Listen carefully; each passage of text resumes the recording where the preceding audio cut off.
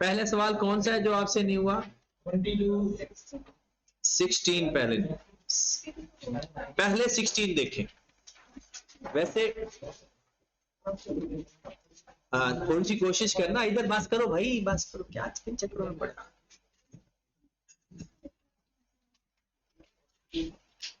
कभी ना किताब से भी बातें कर लिया करो। जब किताब से बातें करने लगोगे ना तो फिर आपको बड़ा अच्छा लगेगा, ऐसे लगेगा सवाल में कुछ है ही नहीं। अब ज्यादा इसको चेक करें जिसका नहीं हुआ। क्या लिखो है? First term of arithmetic progression is 14, मतलब ए। फिर वो क्या कह रहे हैं? सम ऑफ 5 टर्म्स, S5 कह दो इसको, and sum the first 10 terms, S10 are equal, ये दोनों बराबर है, बट अपोजिट इन साइन। मतलब जवाब कोई एक माइनस में है, या चाहे 5 को माइनस में लिख दें या 10 को माइनस, जिसकी एक को माइनस में लिख दें। और पूछ क्या रहा है? Third term A3। अब A3 किसके बराबर होता है? A प्लस 2D, यही है ना? A3 किसके बराबर होता है? A plus 3 minus 1D। अब A उसने बता दिया हुआ, D हमें चाहिए। अब D इसके रिलेशन से फाइंड होगा जो वो एक एडिशनल चीज देता है। अब S5 का फार्मूला आता है, S5 का फार्मूला होता है, Sn का फार्मूला होता है n/2 2a plus n minus 1d।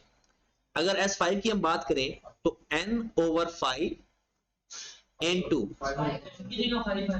n/5 sorry n/2 2a 28 लिख दूं, 2 multiply 14 plus 4d is equal to minus 10/2 28 plus 9d। ऐसा ही बनेगा ये। अब इससे d निकलेगा भाई, d रह गया ना इसके अंदर। ये है मेरे पास 2.5 इंटू 28 प्लस 4d, और ये मेरे पास है -5 28 प्लस 9d। 2.5 को अंदर मल्टीप्लाई करूं तो कितना आएगा? 28 से 2.5 को मल्टीप्लाई करो 70, प्लस 4 को मल्टीप्लाई करो 2.5 से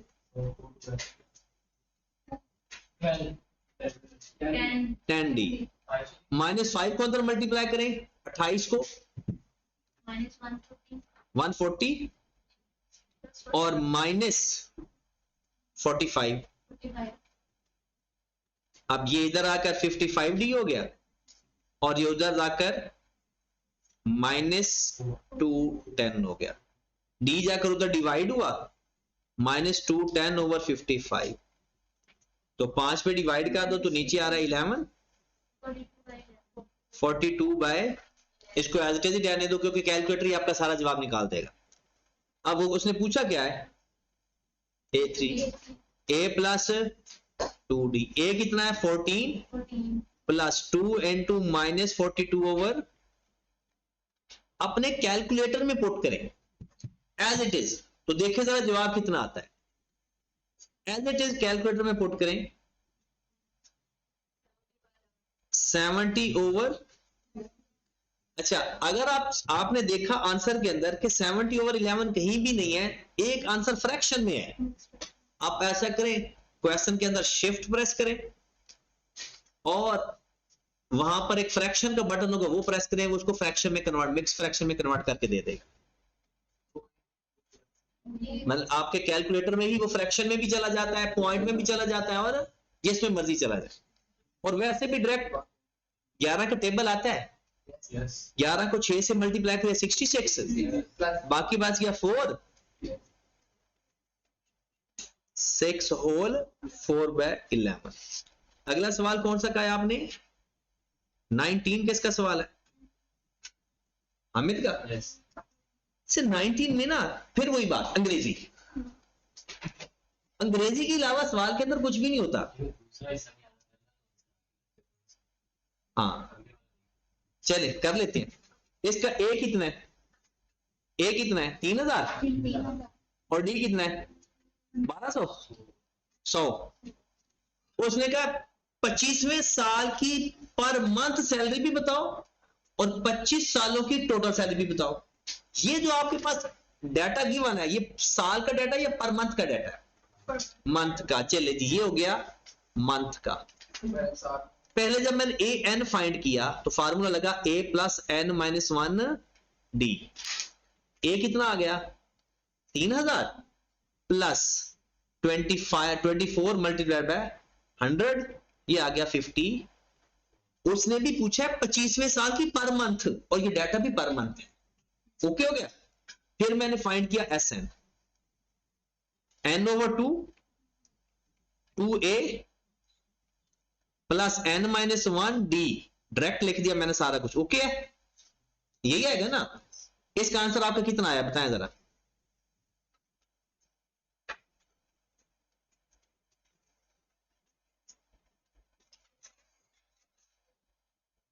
नहीं,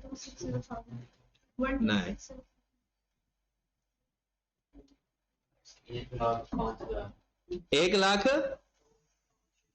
ये जो 1,05,000 है, ये पर मंथ के हिसाब से है। उसने 25 सालों का डाटा पूछा है, तो इसको 12 से मल्टीप्लाई कर दो, 12,60,000 आ जाएगा। बात समझ लगी?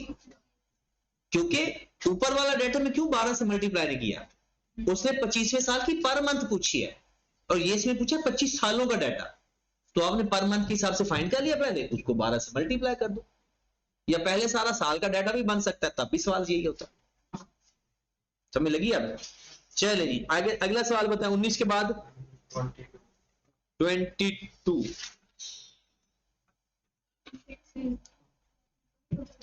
22 या 23? चलो दोनों बता देते। वैसे सारा सवाल है बड़े आसान, थोड़ा सा फोकस की कमी है, या आप ना बस जो नजर के सामने आगे हो गया ठीक है, नहीं तो फिर कल सर से करवा लें। सवाल नहीं समझ रहा, तुक्के मारते हो। Sum of all natural number between 500 और 1000 डिविजिबल बाय 13। अच्छा, आपको पता है डिविजिबल बाय 13 का मतलब है हर 13 का डिफरेंस होता है नंबरों में। डिविजिबल बाय 13 का मतलब है हर नंबर के दरमियान में 13 का डिफरेंस है। डिविजिबल बाय 5 हो तो हर नंबर के दरमियान 5 का डिफरेंस होता है। तो ये जो ये डी है, ये क्या है? डी। अब अगर आपको एक ए मिल जाए, एक एन मिल जाए, तो आपका काम हो जाए। तरीके तो बहुत सारे हैं, लेकिन मैं आपको स्ट्रेट फॉरवर्ड कुछ बताता हूं। आपने, वो कहता है 500 का है ना, और 1000 के दरमियान उन नंबरों का सम बताएं जो 13 पे डिवाइड होते हैं। और हमें एक बात मिल गई कि डी हमारे पास 13 है। अब हम पहला नंबर ढूंढेंगे, पहला नंबर जो 500 से आगे आए और वो किस पे डिवाइड होता हो? 13 पे भी डिवाइड होता हो। एक तो होता है हिट एंड ट्रायल मेथड, 500 को डिवाइड करें, 501, 502, 503, जो 13 पे पूरा डिवाइड होगा वो हमारा पहला नंबर होगा, वो होगा 507। और 1000 से नीचे वाला नंबर, फिर 1000 को डिवाइड करेंगे 13 पे, इसी तरह से 13 पे डिवाइड करते हैं कि नीचे की तरफ, तो आखिरी नंबर कितना बनेगा? 988। ये आखिरी नंबर है। पहला नंबर 507, आखिरी नंबर 988। अब ए भी आपके पास आ गया, और पता ये क्या है? ए एन है। ये क्या है? A N. इसमें एक चीज मिसिंग और है, एन। डी तो 13 है ना, तो ए एन का फार्मूला लगाएं जरा। A N is equal to A plus N minus 1। A N आपके पास है 988, आखिरी टर्म। ए हमारे पास है 507, एन हमने फाइंड करना है, डी हमारे पास कितना है? 30। तो यहां से हम फाइंड करेंगे एन। एन कितना आ रहा है? 38 या 39? 30। अब इस 30 एन भी आ गया, ए भी आ गया, डी भी आ गया, जो मर्जी फाइंड करना करो। वो क्या कह रहा है? एस एन चाहिए उसे, तो एस एन किसके बराबर आएगा? N over 2। इसमें तो ये वाला फार्मूला जल्दी लग रहा है ना। 38 ओवर 2, पहली टर्म है 507, आखिरी टर्म है 988। खत्म। अगर आप दूसरा फार्मूला भी लगाओगे तो होता तो ये हमारा आंसर आता है। अच्छा, ये सवाल में लिखा हुआ है कि जनाब इफ यूनिटी इज एडेड, सवाल करना टुकड़े करके पढ़ा करो। इफ यूनिटी इज एडेड, अगर हम 1 ऐड करें, सम ऑफ एनी नंबर, सम करना, सम ऑफ एनी नंबर इसमें से, तो बताओ वो स्क्वायर बनेगा, वो क्यूब बनेगा, या दोनों बन सकते हैं। हमने पहले किया एक एक नंबर को, 3 में 1 ऐड किया, कितना बन गया 4, स्क्वायर बन गया, परफेक्ट। फिर इन 2 नंबरों को प्लस करो, 8 में 1 ऐड करो, सम ऑफ एनी नंबर, 1 नंबर का, 2 नंबर का सम, 3 नंबर का सम, 4 नंबर का सम, उसमें फिर आपने 1 भी ऐड करना है और ये चेक करना है वो परफेक्ट स्क्वायर बन रहा है या परफेक्ट क्यूब बन रहा है। क्यूब का मतलब है 1 में 3 पावर हो जाए और स्क्वायर रूट का मतलब है उसका स्क्वायर रूट आ जाए। अब ये कितना आ गया 9, ये 3 हो गया। फिर 3 + 5 + 7 15 + 1 16 हो गया। फिर 24 बनेगा, +1 25 हो गया। अच्छा, ये तो डायरेक्ट समझा है ना। बेसिकली वो ये कहना चाह रहा है S1 S2 S3 S4, पहले S1 करेंगे तो एक ही टर्म का सम 3 आएगा, S2 करेंगे तो 3 और 5 का सम आएगा, S3 करेंगे तो 3 का सम आएगा। तो उसके अंदर यूनिटी ऐड करेंगे तो पूछना चाह रहा है कि अगर यूनिटी ऐड करेंगे तो उसमें वो परफेक्ट स्क्वायर बन रहा है या परफेक्ट क्यूब बन रहा है। ओके, अगला सवाल। हाँ हामिद, क्योंकि तूने किए और किस नाम किए, हो गए सारे, और फिजा हो गए सारे। चले सारे सवाल किया करें ताकि ना पता चल जाए कि कौन सा नहीं हुआ। चलिए ज्योमेट्रिक प्रोग्रेशन में ये एक फेज पढ़ाता हूं थोड़ा सा 5 मिनट के अंदर। ज्योमेट्रिक प्रोग्रेशन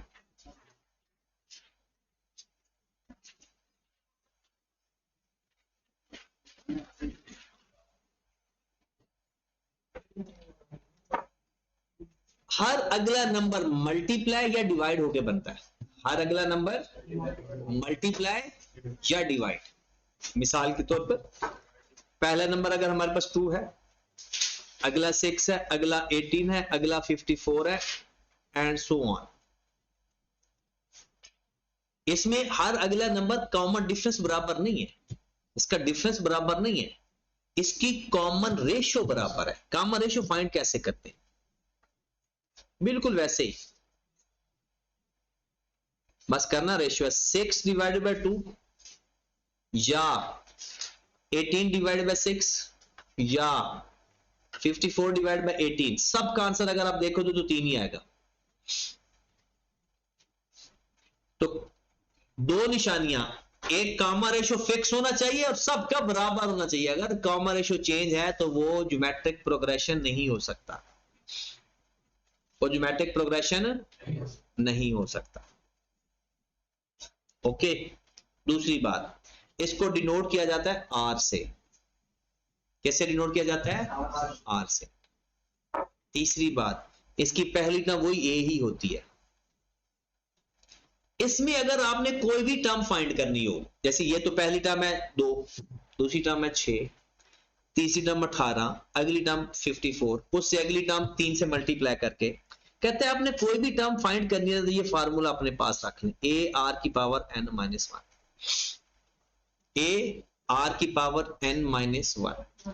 ए क्या हुआ, फर्स्ट टर्म, आर क्या हुआ, कॉमन रेशियो, n क्या हुआ, नंबर ऑफ टर्म्स। ओके होगी बात। अब जो भी टर्म वो कहता है 10वीं 15वीं 16वीं 50वीं, n की जगह पुट करें हमारा आंसर आ जाए। मतलब अगर वो कहता है 5वीं टर्म बताएं तो हम क्या लिखेंगे, a5 is equal to A R की पावर 4।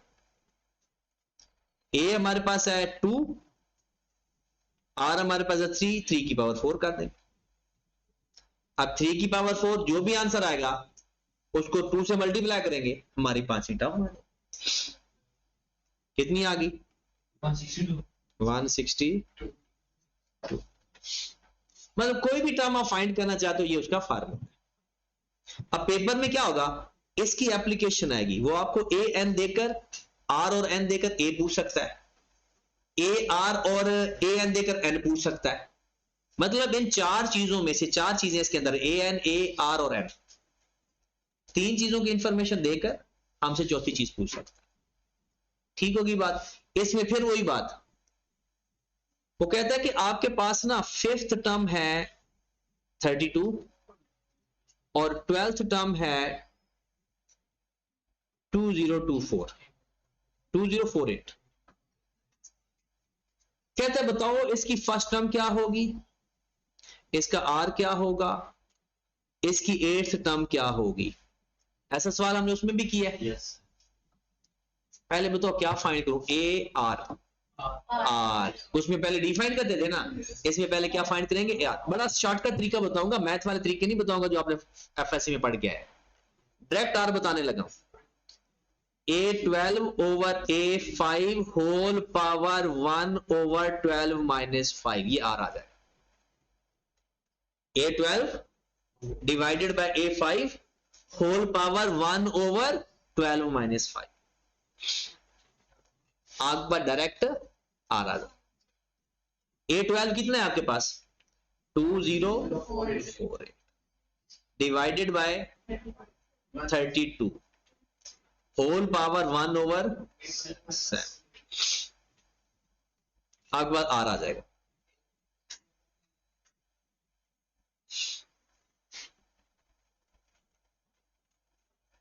कितना आ रहा है आर, अगर किसी ने फाइंड किया तो 1.8, बस 1.8 का आर आ गया। अब जैसे उसमें ए फाइंड करते थे वैसा काम यहां करना है। क्या करते थे, किसी एक टर्म का फार्मूला एक्सपेंड करते थे। अब A5 को लिख सकते हो ए आर की पावर 4, A5 किसके बराबर आएगा, क्योंकि ए आर की पावर n-1 है ना, तो ए आर की पावर 4 इज इक्वल टू 32। ए 1.8 की पावर 4 इज इक्वल टू 32। लो मेरे भाई, जाकर 1.8 की पावर 4 को उधर जाकर डिवाइड कर दे, ए आ जाएगा। 32 डिवाइडेड बाय 1.8 की पावर 4, A5 का फार्मूला क्या बनेगा, A5 का ये फार्मूला है ना, ये A N is equal to A R की पावर n-1, तो A5 क्या होगा, ए आर की पावर 4 जी। 1.8 की पावर 4 पे डिवाइड किया, कितना आंसर आ गया, 3.045 करते, ए भी आ गया आर भी आ गया। उसने पूछा क्या है, A8 के बारे में कोई डायरेक्ट बता सकता है, ए आर की पावर 7। अब ए की जगह ए पुट करें, आर की जगह आर पुट करें, आंसर आ जाएगा A8। ए कितना आया 3.05 इनटू आर कितना था 1.8 की पावर 7, तो 1.8 की पावर 7 करें कितना 186.7, ये हमारा आंसर। ज्योमेट्रिक प्रोग्रेशन का फर्स्ट फेज यही है, जो दूसरा फेज है वो सम वाला है। ठीक है, तो इसके आपने तो पिछले भी क्वेश्चन नहीं किए, हो जाएंगे। चले आप ना पहले तो ज्योमेट्री ये पिछले अपने सवाल पूरे करें और जितना बताया ये करें, कल इसको खत्म करेंगे फिर आप इसके बाकी सवाल कर रहे हैं। कल आप ना इन्वेंटरी तैयार करके आए।